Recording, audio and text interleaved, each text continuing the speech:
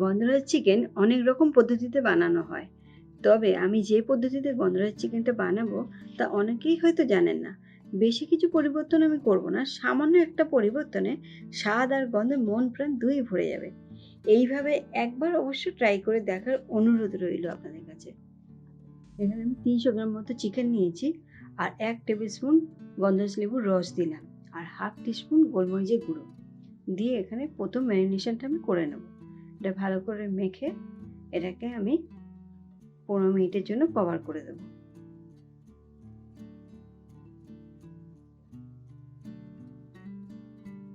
পনেরো মিনিট বাদে এর মধ্যে আমি আদা রসুন লঙ্কা পেস্ট এখানে 1.5 টেবিল চামচ দিলাম, আর 3 টেবিল চামচ আমি এখানে জল ঝরানো টক দই নিলাম। সামান্য নুন, যে যেরকম স্বাদের খাবেন সেই অনুযায়ী নুনটা দেবেন, আর একটা ডিম। এতেই রান্নার স্বাদটা পুরো চেঞ্জ করে দেবে। এবার এটাকে ভালো করে মেখে নেব। এখানে আমি টক দইয়ের পরিমাণটা একটু বেশি নিয়েছি, কারণ আমি তেল একটু কম ইউজ করব। আপনারা তেলটা একটু বেশি ইউজ করবেন। আমি কড়াইতে তেল দিয়ে দিলাম, যাতে তেলের কোনো সমস্যা নেই, তেলটা কিন্তু তারা একটু দেবেন। এবার আমি এর মধ্যে গোটা গরম মশলা দিয়ে দেবো, দারচিনি, লবঙ্গ আর ছোট এলাচ। এটা ফোড়নে দিয়ে দিলাম, ফোড়নটা হয়ে গেছে। এবার একটা মাঝারি সাইজের পেঁয়াজ আমি কুচিয়ে এর মধ্যে দিয়ে দিলাম। এটাকে এবার ভালো করে ভেজে নেব। এই রান্নাটার গন্ধ এবং স্বাদ এত সুন্দরই হয়, এইভাবে খেলে আর অন্য কোনোভাবে খেতে ইচ্ছা করবে না। পেঁয়াজটা ঠিক এইরকমই ভাজা হবে, পুরো লাল হবে না। এরপর এর মধ্যে আমি ম্যারিনেশন করা চিকেনটাকে দিয়ে দেবো।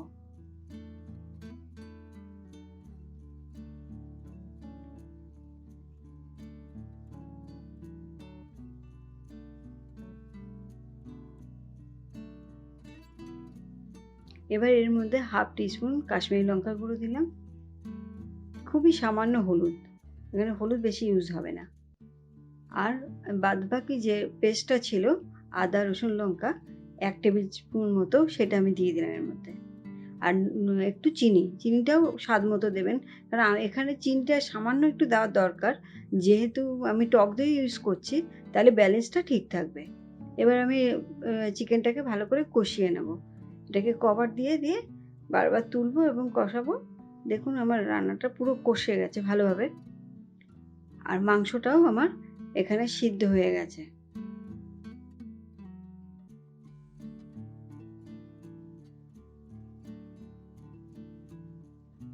সিদ্ধ হয়ে গেছে একদম। এবার আমি এর মধ্যে একটু জল দিয়ে দেবো। জলটা কিন্তু খুব একটা বেশি পড়বে না, কারণ এটা গ্রেভি বেশি হয় না, পাতলা ঝোল হয় না, ঘন মতো হয়। এটা রুটি, লুচি, ফ্রাইড রাইস এসবের সঙ্গে এটা খেতে ভালো লাগবে। এবার আমি এটাকে 5 মিনিটের জন্য কভার করে দিলাম। 5 মিনিট বাদে ঝোলটা পুরো ফুটে গেছে। এবার আমি কাঁচা লঙ্কা দিচ্ছি, এগুলো সমস্ত ফ্লেভারের জন্য ইউজ করছি। 1 চাকা গন্ধরাজ লেবুর টুকরো দিয়ে দিলাম, আর 2টো গন্ধরাজের পাতা দিয়ে দিলাম।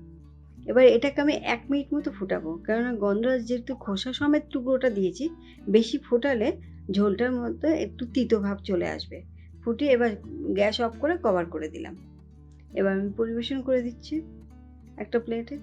দারুণ খেতে লাগে, যেমন খেতে এবং তেমন গন্ধ ম করবে সারা রান্নাঘর আপনার।